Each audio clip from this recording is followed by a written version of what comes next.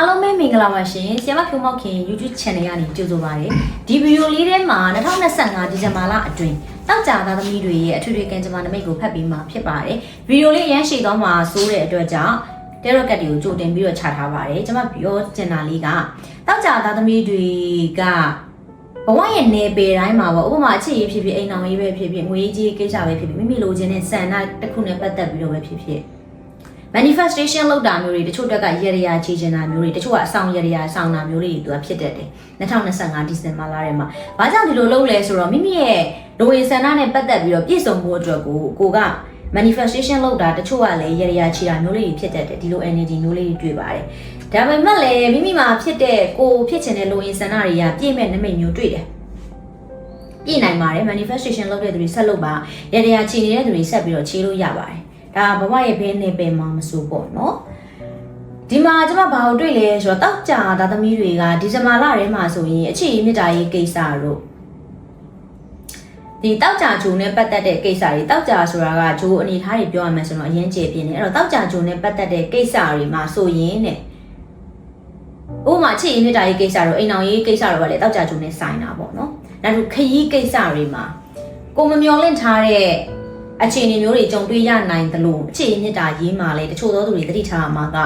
ကိုယ့်ပေါ်မှာတစ္ဆာဖောက်တာတွေလိမ်ညာတာမျိုးတွေကြုံတွေ့ရတတ်တယ်နောက်တစ်ခုကမိမိမျော်လင့်ထားသလိုအစင်မပြေတာကြောင့်အခြေအမြင့်တာရေးမှာပူပန်မှုတွေတောကတွေစိတ်အစင်မပြေတာမျိုးလေးတွေကြုံတွေ့ရတတ်တယ်ပထမပိုင်းမှာတော့ကိုကထင်တာကဒီကိစ္စအစင်ပြေလိမ့်မယ်အခြေအမြင့်တာရေးမှာဩ तू ကတော့ငါထင်ထားသလိုလေးငါ့ကိုလုပ်ပေးမှာပဲငါ့ကိုဒီလိုလေးဖြစ်ပေးမှာပဲဆိုတဲ့စိတ်တွေကကို့မှာ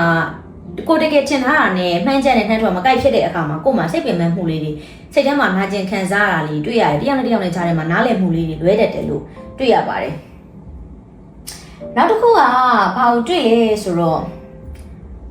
တောက်ကြသားသမီးတွေကကြတော့နိုင်ငံရဲ့ခြားနဲ့ပတ်သက်ပြီးတော့ကိစ္စတွေလူမျိုးခြားဘာသာခြားနဲ့ပတ်သက်ပြီးတော့အောင်မြင်မှုနမိတ်မျိုးတွေ့တတ်တယ်ငွေကြီးကံနဲ့အလောက်ကင်ကံမှာဆိုရင်အလောက်ကင်ကံကိုကျွန်မအရင်ပြောပါမယ်အလောက်ကင်နဲ့ပတ်သက်ပြီးတော့အစင်ပြေမဲ့နမိတ်မျိုးတွေတွေ့ရကို့မှာအလုပ်မှာလဲငွေဝင်တဲ့လမ်းကြောင်းနှစ်ခုရွေးလောက်တာမျိုးပေါ့နော်ဒါမှမဟုတ်လို့ရှိရင်ဥမာတစ်ခုကကိုဒီ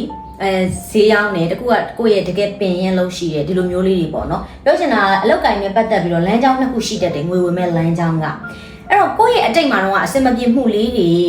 ရှိခဲ့လိမ့်မယ်အလောက်ကင်နဲ့ပတ်သက်ပြီးအဲ့အစင်မပြေမှုရှိတာလေးကအခုလက်ရှိပြစ္ဆုတ်ပံမှာလဲကိုယ့်ရဲ့စိတ်ကိုပင်ပန်းစေတယ်ထောက်ဆစ်ဖြစ်စေတယ်စိတ်တောက်ဖြစ်စေတယ်ပုံစံမျိုးလေးတွေတွေ့ရတယ်ဒါကြောင့်ဒီလာမဲ့အနာဂတ်မှာပေါ့နော်2025ဒီဇင်ဘာလကြော်ပြီးတဲ့နောက်ပိုင်းမှာကောင်းမဲ့ကံကြမ္မာနမိတ်ဒီမိမိမှာပြည့်စုံခြင်းပျော်ရွှင်ခြင်းလေးတွေတွေ့ရတယ်။ဒါပေမဲ့အတိတ်ကံလေးကအနည်းငယ်ညံ့ခဲ့တဲ့အတွက်ကြောင့်ဒီကာလမှာစိတ်နှောက်ယှက်ဖြစ်စေတဲ့နမိတ်မျိုးတွေတွေ့ရတယ်။ဒါလေးကတော့ကိုယ့်ရဲ့စိတ်ပိုင်းဆိုင်ရာကိုပြန်ပြီးတော့ပြုပြင်ပြီးတော့ထောက်စစ်စကန်ဆိုင်အောင်လုပ်အောင်မှာပေါ့နော်။ဒီလိုလေးလုပ်မယ်ဆိုလို့ရှိရင်ကိုယ်မှာကံကြမ္မာနမိတ်ကောင်းတွေဝင်ရောက်လာတဲ့ manifestation အရင်လုပ်နေတာမျိုးတွေလည်းတွေ့တယ်။တချို့ကရရချီတာတချို့ကအခြေရရတော့တချို့ကငွေကြီးရရလုပ်တယ်ဒီလိုမျိုးလေးတွေပေါ့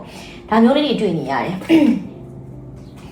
ဒီလိုပုံစံနမိတ်လေးတွေ့တယ်နော်โอเคပါအဲ့တော့ကျမကဒီထဲမှာဘာကိုပြောချင်လဲဆိုတော့တောက်ကြသားသမီးတွေကလေကိုယ့်ရဲ့စိတ်ကိုတနေ့တည်နေအောင်ထိန်းဖို့အတွက်လိုအပ်တယ်မိမိမှာလိုဝင်ဆန္ဒတွေဘောနော်အခုချက်ချင်းမှာပြည့်ဖို့တော့ရှားနေသေးတယ်ကိုယ့်ရဲ့လိုဝင်ဆန္ဒတွေနောက်မေးချင်ကြခြင်းတွေဖြစ်တတ်တယ်ဒါပေမဲ့2025ဒီဇင်ဘာကျော်လာတဲ့ကာလအတွင်းမှာဆိုလို့ရှိရင်ကံကြမ္မာနမိတ်ကောင်းတွေမိမိမှာဝင်ရောက်လာတတ်တယ်အဲ့တော့ကိုကဘာသာရေးလေးပို့ပြီးတော့လုပ်ပေးပါနောက်တစ်ခု